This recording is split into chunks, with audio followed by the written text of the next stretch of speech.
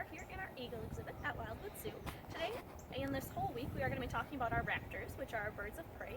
So we figured we'd start off first by kind of talking about what a raptor is, and then we'll go through our eagles, and then we'll move on to our screech owls, our peregrine falcons, our red-tailed hawks, and our great horned owls later this week to kind of give you a little bit of background about each of those guys.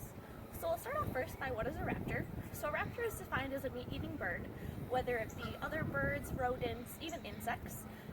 And they have three kind of specific characteristics that make them unique from other birds. So first of all, they're going to have very sharp talons and very strong feet that are perfect for grabbing prey and crushing it. Then they have a hooked beak, which kind of acts as their fork and knives for eating that meat. And third, they have great eyesight. So obviously as hunters, they need to be able to see their prey perfectly, and so they have great eyesight. So those are kind of the three main characteristics that make a raptor so unique from other birds. So we'll get into our eagles first of all. So we have Amber, who is kind of sitting up on top of the log there. She's our female eagle. She came here in 2001, and she was transferred from the Raptor Education Group up in Anago. We believe she was hit by a car in the wild and does have an injured wing, so she's not able to fly as well as she would in the wild.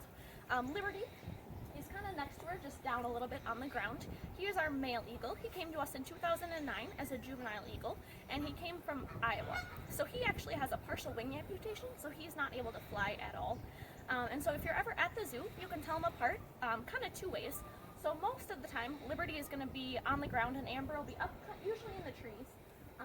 Second of all, Amber is much bigger. So birds actually display something called reverse sexual dimorphism, and it just means that the female is going to be larger than the male, sometimes up to 30% heavier. So Amber weighs about 10 pounds versus Liberty, who's only about 8. This time of year is a little bit more unique. They're getting into their breeding season, and so Amber has been spending a lot more time on the ground with Liberty. We've never actually had these guys build a nest or try to breed, but they do seem to hang out a little bit closer this time of year. Alright, so now we'll get into some more eagle kind of general characteristics. So they are called bald eagles, however they don't get that bald head until they're about 5 or 6 years of age. They slowly start shedding out their juvenile brown feathers until they're got the complete white heads like these guys do.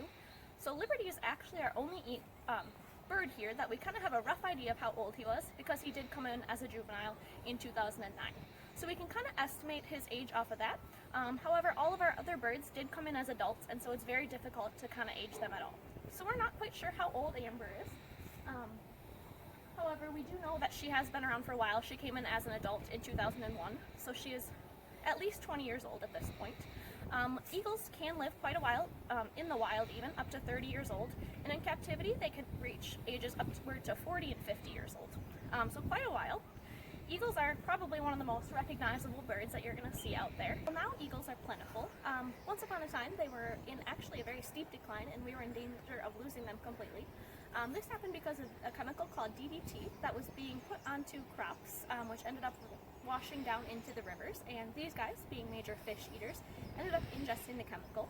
Now the chemical didn't kill the eagles directly, however it did make their eggshells very, very soft, and so when they were trying to be great parents and sit on their nests, they were actually crushing their own eggs. So DDT was thankfully banned in 1972, and since then the eagle population has really been on an incline, including them being taken off of the list in 2007. So you can hear actually Liberty calling behind me. It might sound a little bit different than what you're used to.